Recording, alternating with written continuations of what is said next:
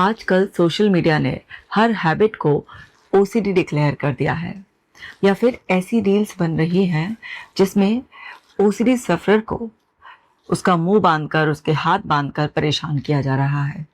Real में दिखाया जा रहा है कि किसी को क्लीनिंग ओसीडी है और उसके हाथ बांधकर उसका मुंह बांधकर उसके सामने चीज़ें फैलाई जा रही है।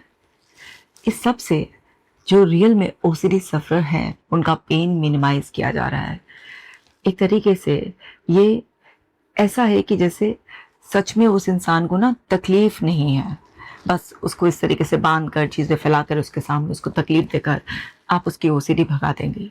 ऐसा नहीं होता है। जो लोग ऐसा कंटेंट क्रिएट कर रहे हैं उनको भी सोचना चाहिए कि रियल में जब ओसीडी होता है तो ये बहुत ही पेनफुल डिसऑर्डर है। इंसान बाहर से आपको बिल्कुल ठीक दिखाई देता है, लेकिन उसका दिमाग उसको टॉर्चर कर रहा होता है। ओसीडी होने के लिए एक पूरा साइकिल कंप्लीट होना ज़रूरी है। इंसान के कुछ ट्रिगर सेट हो जाते हैं। वो ट्रिगर क्यों सेट हो जाते हैं? क्योंकि उसका फियर का एसोसिएशन हो जाता है। फिर उसके कुछ ट्रिगर्स बन जाते हैं, उसके दिमाग में वही ऑब्सेशन स्टार्ट हो जाते हैं, कभी इमेजेस के रूप में, कभी थॉट के रूप में, और अनबेरेबल एंजाइटी, डिस्कम्फर्ट होती है, बहुत घबराहट होती है, बहुत ज़्यादा डर लगता है और वो डिफ्रेंशिएट नहीं कर पाते इस टाइम पर कि ये वही फेक ओसीडी मुझे टॉर्चर कर रहा है। उन्हें रियल जैसा लगता है कि अगर ऐसा हो गया तो व्हाट इफ, है ना। उसमें बहुत सारे मेटाफियर्स होते हैं जिसकी वजह से उनका ब्रेन ही कंट्रोल कर लेता है उन्हें, और उन्हें कंपल्शन, रीअश्योरेंस या अवॉइडेंस ही टेम्परेली रिलीफ देता है, लेकिन उनके ब्रेन में ओसीडी का नेटवर्क और स्ट्रांग होता रहता है और वो हर दिन ओसीडी के हाथों टॉर्चर होते रहते हैं। ये बहुत ही पेनफुल डिसऑर्डर है, क्योंकि किसी दिमाग को अंदर से कोई पढ़ नहीं सकता ना, समझ नहीं सकता कि इंसान को कितनी पीड़ा हो रही है। बाहर उसके जो एक्शंस दिखाई दे रहे हैं वो आपको ऐसा लग रहा है कि कोई पागलपना कर रहा है, कि एक चीज़ को बार बार चेक करे जा रहा है, क्लीन करे जा रहा है, घंटों घंटों तक बैठा है, प्रेयर करे जा रहा है। तो आपके लिए ये कहना कि इंसान जानबूझ के ऐसा कर रहा है, अरे रोकना चाहे तो रोक देगा, पागल हो गया है, मजाक उड़ाना, ये मतलब शोभा देता है क्या? नहीं। समझना है कि किसी को भी अगर कोई भी डिसऑर्डर है, कोई भी शारीरिक, मानसिक किसी भी प्रकार की तकलीफ़ है, तो कभी भी उसका मजाक नहीं उड़ाना चाहिए। ये बहुत गलत है। और ना ही हर एक हैबिट को ओसीडी बोल देना चाहिए। तो आज मैं आपको ऐसी 5 चीज़ें जो ओसीडी जैसी लगती हैं बट वो ओसीडी होती नहीं है, उन्हें एकदम से ओसीडी का लेबल लगा देना सही नहीं है, उसके बारे में बताती हूँ। पहला, अगर आपके दिमाग में कुछ इंट्रूसिव थॉट आते हैं, कोई भी ह्यूमन माइंड ऐसा नहीं है जिसमें कोई इंट्रूसिव थॉट नहीं आती हैं। इंट्रूसिव थॉट आपके माइंड को क्रॉस करती है। अगर वो इंट्रूसिव थॉट आपके माइंड को क्रॉस करती है और आप बस हल्का सा तो उससे एक सरप्राइज होंगे ना कि अरे ऐसी थॉट कैसे आ गई मेरे माइंड में, पर आप उससे बॉदर फील नहीं करोगे और आप जस्ट उसको ऐसे कि क्या स्ट्रेंज थॉट है, ये क्या वियर्ड थॉट है, ऐसे ना क्या माइंड कुछ भी ऐसे दे देता है, और आपने उस पर बहुत ज़्यादा अटेंशन पे नहीं किया है और आप डर के मारे कोई भी कंपल्शंस या रीअश्योरेंस नहीं ले रहे हैं, आप अवॉइड नहीं कर रहे हैं उस सिचुएशन को, और आपके दिमाग में बस कोई भी इस तरह की थॉट गुजर गई है, तो उसको ओसीडी नहीं कहते हैं, क्योंकि intrusive thought, weird type of thought किसी के भी दिमाग को क्रॉस कर सकती है। दूसरा, अगर आप डबल चेक करते हैं, जब भी हम कुछ इंपॉर्टेंट काम करते हैं तो ये ह्यूमन नेचर है कि हम एक बार उसे चेक कर लेते हैं, और हमें बचपन से सिखाया भी जाता है। जब हम स्कूल में थे हमें क्या सिखाया गया था कि आप ना पूरा एग्जाम में सारे आंसर्स लिख लेना और फिर एक बार लास्ट के 5 मिनट ज़रूर सेव करना, एक बार चेक कर लेना, कहीं कोई गलती पकड़ में आए तो उसे सुधार लेना। तो ये तो एक ह्यूमन नेचर है कि जब भी कुछ इंपॉर्टेंट होगा, सपोज आप कहीं बाहर जा रहे हैं, आप ट्रैवल कर रहे हैं 10 दिन के लिए, आप अपना घर लॉक करके जा रहे हैं, तो आप थोड़ा लॉक खींच कर ही देखेंगे ना एक बार कि मैंने अच्छे से बंद कर दिया नहीं कर दिया है। तो इतना तो सब इंसान का एक नॉर्मल बिहेवियर होता है। रियल ओसीडी क्या होता है कि आप बार बार चेक कर रहे हैं, लेकिन आपका माइंड कह रहा है नहीं अभी ठीक से नहीं हो, अभी ठीक से नहीं हो। आपकी आंखें भी देख रही हैं, आपके हाथ जिसने जो ना दरवाजे को इस तरह से हैंडल को एक बार चेक किया है वो भी बता रहा है, मतलब आपकी पूरी पांचों सेंसेस बता रही हैं कि आपने वो काम ठीक तरीके से कर दिया, लेकिन फिर भी आपका दिमाग है कि मान ही नहीं रहा है। वो ओसीडी होती है। लेकिन एक बार अगर आपने चेक कर लिया, आपने आपको रीअश्योर कर लिया कि हाँ ठीक से, तो वो ओसीडी नहीं होता है। तीसरा, परफेक्शन से। परफेक्शन हमेशा ओसीडी नहीं होता है। कई बार किसी इंसान को परफेक्शन से काम करने की आदत होती है क्योंकि वो अपने वर्क को एक्सीलेंस से करना चाहता है।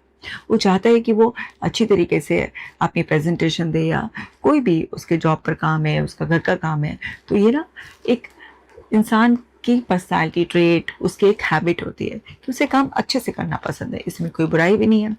लेकिन ओसीडी में क्या होता है, ओसीडी में एक इंसान इस हद तक परफेक्शन में घुस जाता है कि उसको सेटिस्फैक्शन मिलता ही नहीं है, वो एंड ही नहीं कर पाता है उस चीज़ को। और वो ना नॉर्मल वो नहीं होता कि मुझे बहुत अच्छे से प्रेजेंट करना है, उसमें पॉजिटिव ये नहीं होती है कि 4 लोगों के सामने मेरा वर्क प्रेजेंट होगा तो मुझे तारीफ मिलनी चाहिए। उसमें ना फियर होता है, उसमें डर लग रहा होता है ना इंसान को, इसलिए वो बार बार और परफेक्शन में घुस जाता है। 100% सर्टेनिटी, एकदम से श्योरिटी जाता है, तो वो अलग होता है। इनमें से किसी भी हैबिट में एक पूरा ओसीडी का साइकिल कंप्लीट नहीं होता है। इसी तरीके से चौथा है, किसी को अगर क्लीनिंग बहुत पसंद है, ऑर्गेनाइज करके अपना घर सब पसंद है। अब बहुत सारे लोग बहुत अच्छे से नीट एंड क्लीन रखते हैं अपने घर को, अपनी चीज़ें भी ऑर्गेनाइज करके रखते हैं, तो लोग बहुत ही कैजुअली कर देते हैं यू आर सो ओसीडी।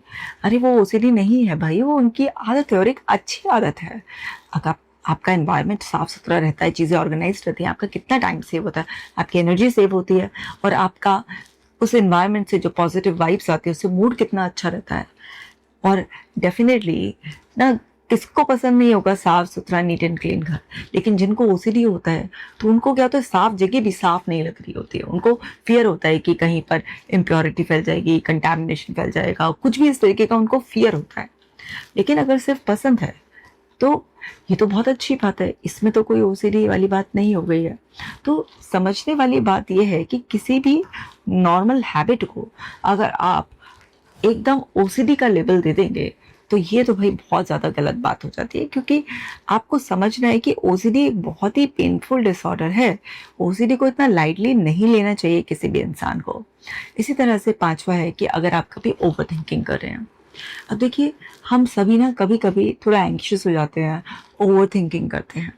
अगर आपकी किसी से कोई बात हो गई है और आपके दिमाग में थोड़ा चल रहा है, अरे यार मुझे ये नहीं कहना चाहिए था, उसे ये नहीं कहना चाहिए था, और आप थोड़ा सा र्यूमिनेशन कर रहे हैं, लेकिन ऐसा नहीं है कि आप उसी इवेंट की एक एक डिटेल को मैग्नीफाई करके स्कैन कर रहे हैं, बार बार वो इवेंट रिप्ले हो रहा है, या आप उसी पर्सन से रीअश्योरेंस लेने चले गए हैं।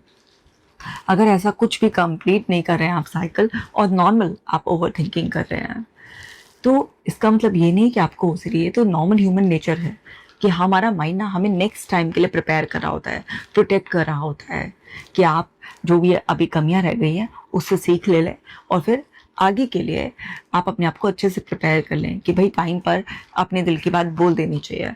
अगर कोई इंसान गलत बोल रहा है तो वहीं पे बाउंड्री सेट कर देनी चाहिए। या हर इंसान अपने आप को बेटर करना चाहता है, हमारे सबके अंदर इम्प्रूवमेंट की चाहत होती है कि भाई इस बार मैंने जो बोला तो मेरे वर्ड्स में उतना इम्पैक्ट नहीं था, नेक्स्ट टाइम मुझे और बेटर वर्ड्स यूज़ करने चाहिए। तो इस तरीके से क्या होता है कि हम सभी ना कुछ अपने जो भी इवेंट हुए हुए होते हैं, हमने कुछ बोला होता है, परफॉर्म करा होता है, उसको रिव्यू करने की एक आदत होती ही है। तो ये ओसीडी नहीं होता है। मैं दोबारा से याद दिला रही हूँ कि अगर आपके दिमाग से कोई भी इंट्रूसिव थॉट क्रॉस हो गई, इवन ये भी क्रॉस हो गई कि आप रेलिंग के पास खड़े थे और आपके पास आपका बच्चा था, तो एक ये इंट्रूसिव थॉट आ गई कि कहीं यार मैं बच्चे को गिरा ना दूँ, तो ये थॉट आ जाने से आपको ओसीडी नहीं हो जाएगा, ये जस्ट इंट्रूसिव थॉट है।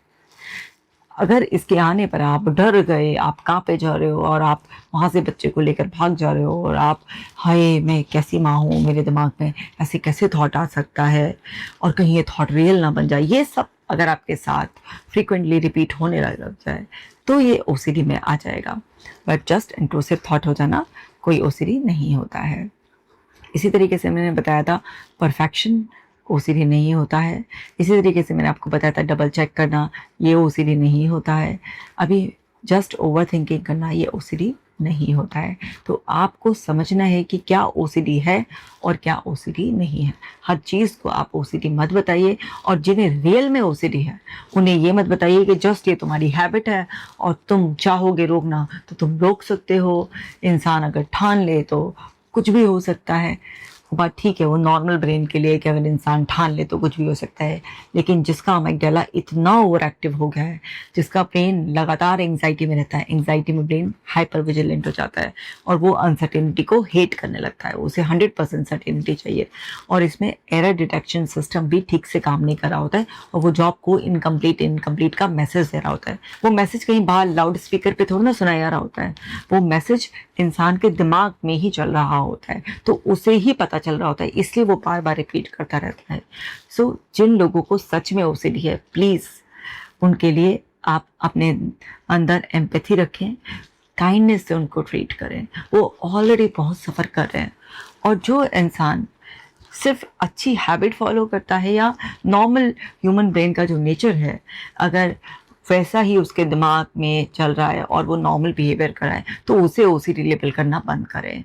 तो अवेयरनेस बढ़ाएं, और अपने लिए, दूसरों के लिए काइंडनेस ज़रूर प्रैक्टिस करें, क्योंकि काइंडनेस एक इतना ब्यूटीफुल जेस्चर है जो आपको और दूसरे को हील करने में बहुत बहुत मदद करेगा। सो माय डियर वंस, ये वीडियो आप बाकी लोगों के साथ भी शेयर कीजिए, ताकि सभी लोग अवेयर हो सकें, क्योंकि साइको एजुकेटेड होकर ही आप खुद की और दूसरे लोगों की भी मदद कर पाएंगे।